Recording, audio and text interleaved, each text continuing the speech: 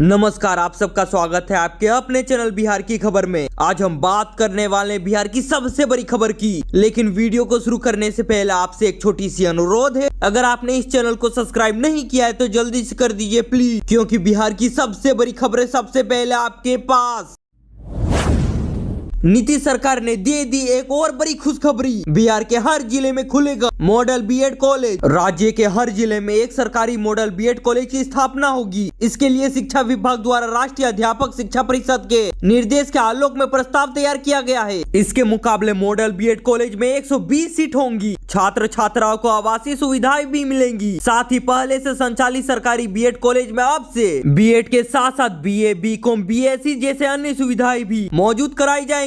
इसके अतिरिक्त नई शिक्षा नीति के अंतर्गत बीएड कॉलेजों में संसाधन केंद्र खोलने संबंधी प्रस्ताव को भी पारित किया गया है। इस प्रस्ताव के आलोक में छात्र छात्राओं को शिक्षा सामग्री तैयार करने और बच्चों को बेहतर ढंग से पढ़ाने के तरीके सिखाए जाएंगे। राष्ट्रीय अध्यापक शिक्षा परिषद ने सभी बीएड कॉलेजों को ये निर्देश जारी कर दिया है कि इन सभी बदलावों को लागू जल्द से जल्द करे। ये बदलाव चालू शैक्षणिक सत्र 2025 से लागू किया जाना है। इसके आलोक में शिक्षा विभाग ने सभी बीएड कॉलेजों को संकायवर तैयार करने को भी कहा है। शिक्षा विभाग के मुताबिक काउंसलिंग को महत्वपूर्ण विषय के रूप में बीएड के पाठ्यक्रम में जोड़ने का निर्देश जारी कर दिया गया है। ये कदम राष्ट्रीय अध्यापक शिक्षा परिषद द्वारा लागू गाइडलाइन के आलोक में उठाया गया है। इतना ही नहीं, जल्द ही काउंसलिंग में विशेष बीएड कोर्स को भी लागू किया जाएगा। फैसला भी लिया गया है कि छात्र छात्राओं की समस्या और मानसिक तनाव के मद्देनजर प्रशिक्षक शिक्षकों की नियुक्ति की जाएगी। सभी संस्थानों में बीएड इन काउंसलिंग को शुरुआत करेगा। जिन छात्रों ने साइकोलॉजी या इससे संबंधित पढ़ाई की होगी वे बीएड इन काउंसलिंग के लिए योग्य माने जाएंगे।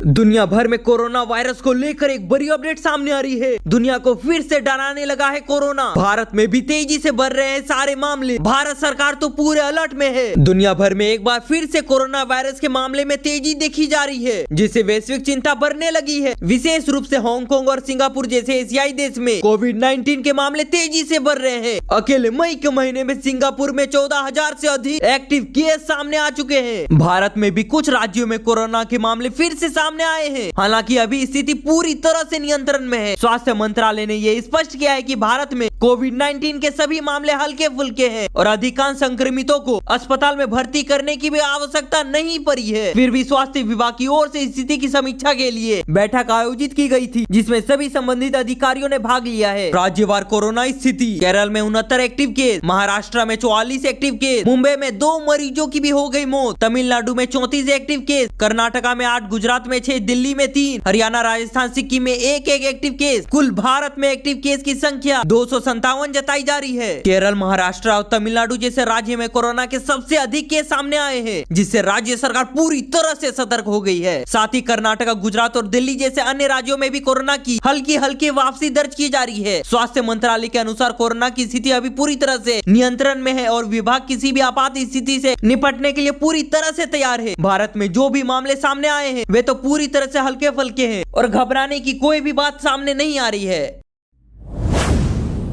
बिहार से वार पलटवार को लेकर एक बड़ी अपडेट सामने आ रही है। सीएम नीतीश कुमार बोलेंगे कि 2005 से पहले यही सब तो था। एनएमसीएच में चूहे के आतंक पर तेजस्वी का पूरा तरह से तंज हो रहा है। पटना के दूसरे सबसे बड़े अस्पताल नालंदा मेडिकल कॉलेज अस्पताल में ऑपरेशन के बाद बेड पर सो रहे मरीज की 5 उंगलियों को चूहे ने कुतर दिया। इस घटना को लेकर तेजस्वी यादव ने सीएम नीतीश कुमार पर पूरा तंज कस दिया है। उन्होंने दावा किया है कि 17 महीने में स्वास्थ्य विभाग में उन्होंने जो काम किया था उसे बदहाल कर दिया गया है नीतीश सरकार द्वारा। दरअसल पटना स्थित नालंदा मेडिकल कॉलेज एवं अस्पताल में एक बेहद दर्दनाक और शर्मनाक घटना ने स्वास्थ्य व्यवस्था की पोल खोलकर रख दी है। अस्पताल में भर्ती एक बुजुर्ग मरीज की रात के समय चूहे ने 5 उंगलियों को कुतर डाला। ये घटना सामने आने के बाद हॉस्पिटल प्रशासन की बड़ी लापरवाही उजागर हुई है। बिहार के पूर्व स्वास्थ्य मंत्री और पूर्व डिप्टी सीएम तेजस्वी यादव ने एक्स पर उस मरीज का एक वीडियो शेयर करते हुए लिखा है कि पटना के नालंदा मेडिकल कॉलेज अस्पताल में भर्ती दिव्यांग मरीज को जब रात के समय गहरी नींद में था, उसके पैर की उंगलियों को ही चूहे ने कुतर दिया। इसी अस्पताल में बीते दिनों एक मृतक की आंखों को चूहे ने कुतर दिया था, लेकिन किसी पर भी अभी तक कोई भी कार्रवाई नहीं हुई है। अंत में तेजस्वी यादव ने लिखा कि जो विभाग अपने अस्पतालों में साफ सफाई और सुरक्षा तक की व्यवस्था नहीं कर पाते हैं, जहां पर अच्छा भला आदमी बीमार हो जाता, वो मरीजों का इलाज कैसे करेगा। अचेत मुख्यमंत्री को प्रेजेंटेशन दिखाकर बताया जाएगा कि मरीज की उंगलियों को चूहे ने नहीं बल्कि करोड़ों की आधुनिक रोबोटिक मशीन द्वारा उसके ऑपरेशन के जरिए कुतरी गई थी। फिर सीएम बोलेंगे कि 2005 से पहले ये सब होता था जी।